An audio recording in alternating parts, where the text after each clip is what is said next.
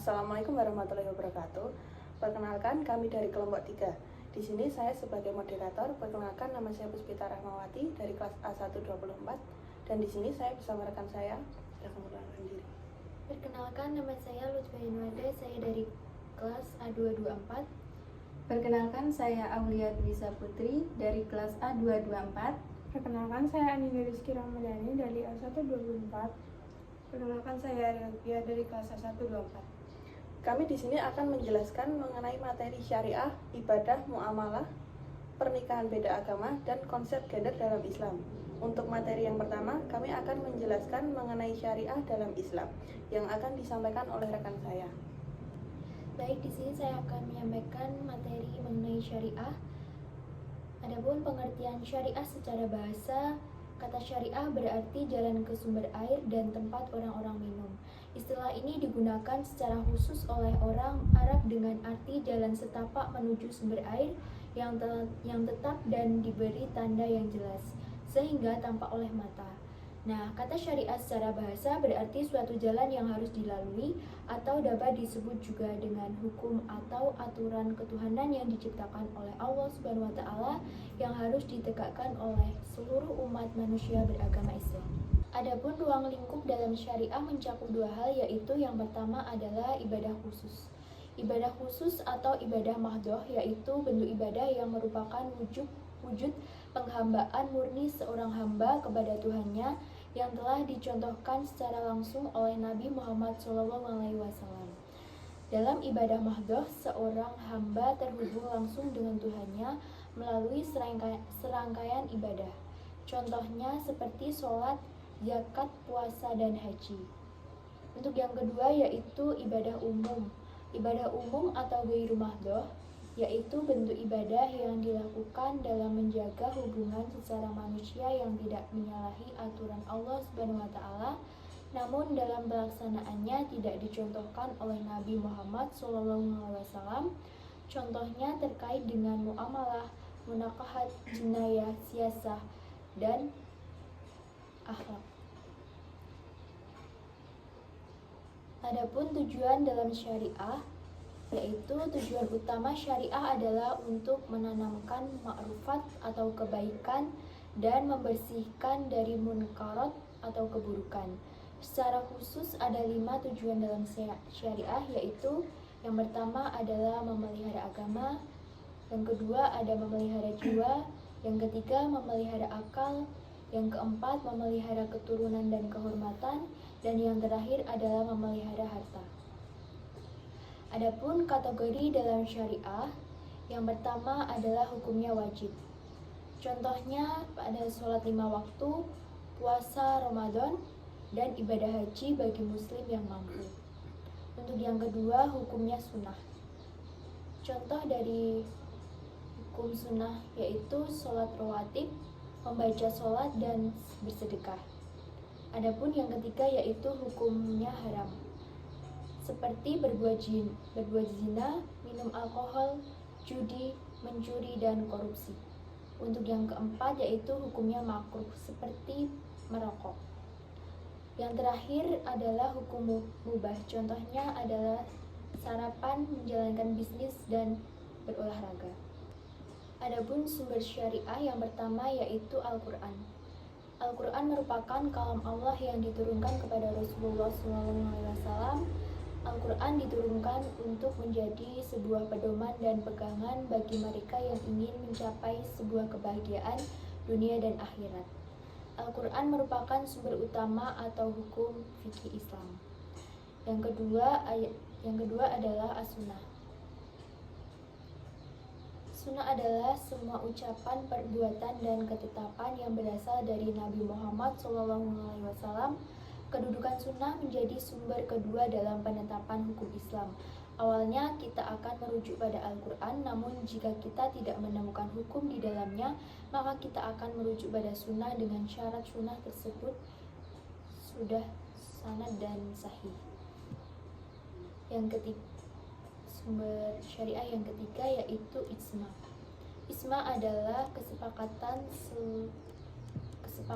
seluruh ulama mustahid dari umat Nabi SAW di suatu masa atau hukum syariat. Oleh karena itu, kesepakatan mereka baik di masa sahabat atau setelahnya tentang suatu hukum dan hukum-hukum syariah, maka hal itu dinamakan ijma dan umat muslim wajib melaksanakannya. Untuk sumber syariah yang terakhir yaitu qiyas.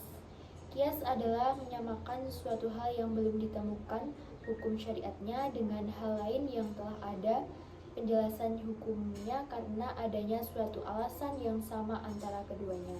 Qiyas merupakan alternatif setelah kita tidak menemukan hukum atau suatu masalah di dalam Al-Quran, Sunnah maupun Ijma. Selanjutnya, materi yang selanjutnya akan disampaikan oleh rekan saya. Materi selanjutnya yaitu mengenai ibadah.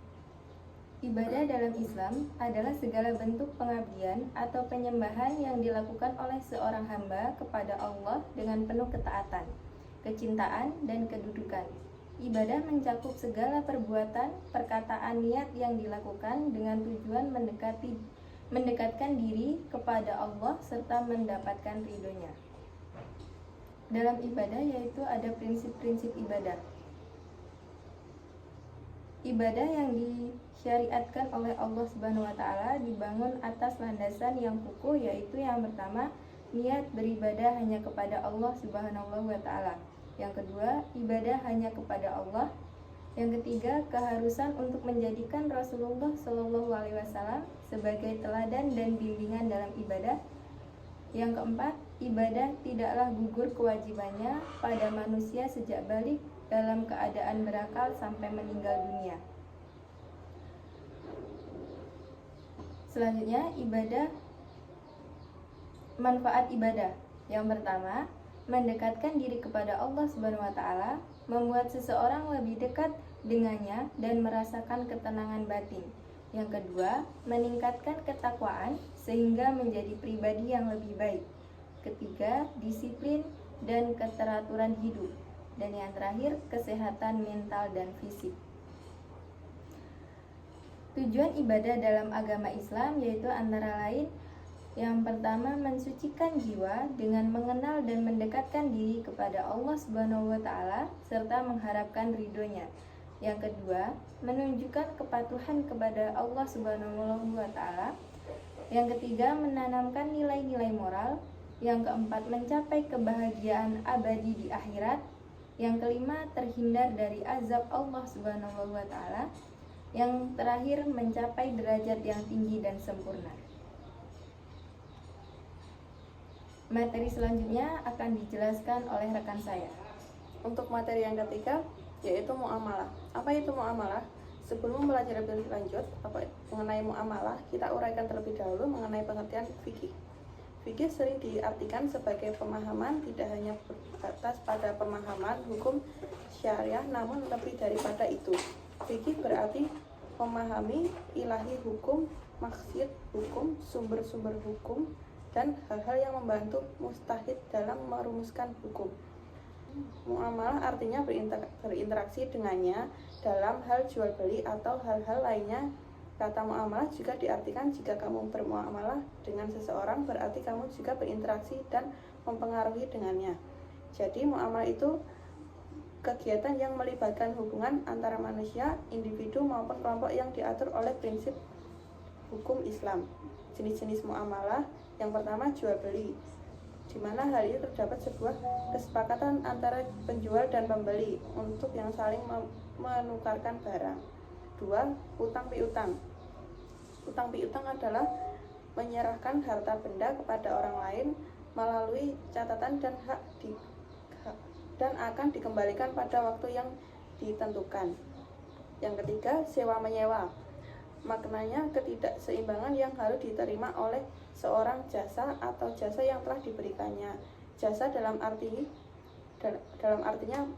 penyediaan tenaga, ruang lingkup.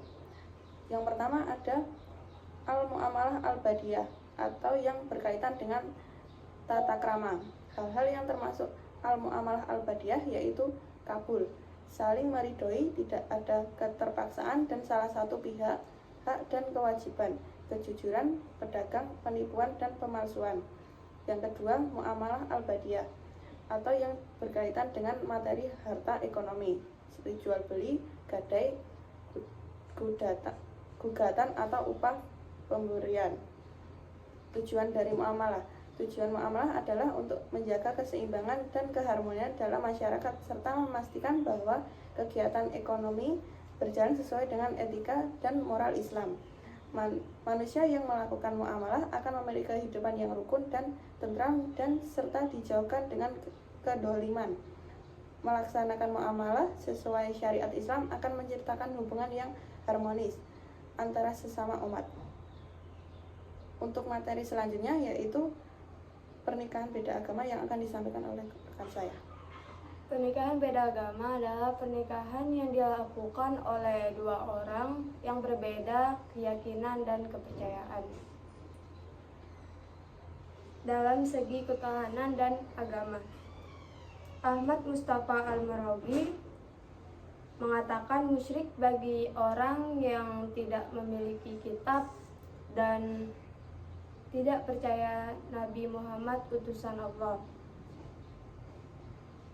Kompilasi hukum Islam secara tegas mengatakan bahwa pernikahan beda agama merupakan hal yang dilarang. Dampak: sulitnya membangun pernikahan yang bermakna karena untuk mewujudkan pernikahan yang sakinah mawaddah warahmah harus memiliki kepercayaan dan tujuan yang sama. Selanjutnya akan dijelaskan oleh rekan saya. Konsep gender dalam Islam. Konsep gender dalam Islam merujuk pada pemahaman dan peran laki-laki dan peran perempuan dalam masyarakat. Dalam ajaran agama Islam, konsep ini mengakui perbedaan biologis antara laki-laki dan perempuan, tetapi juga bisa menekankan kesetaraan hak dan kewajiban mereka di hadapan Allah. Aspek penting dari konsep gender dalam Islam. 1. Kesetaraan di hadapan Allah. Dalam Islam, laki-laki dan perempuan dipandang setara di hadapan Allah dalam nilai dan martabat. Al-Quran menyatakan bahwa membedakan mereka adalah ketakwaan. Quran Surat Al-Hujurat ayat 3. 2. Peran dan tanggung jawab. Meskipun ada kesetaraan, Islam mengakui perbedaan antara laki-laki dan perempuan.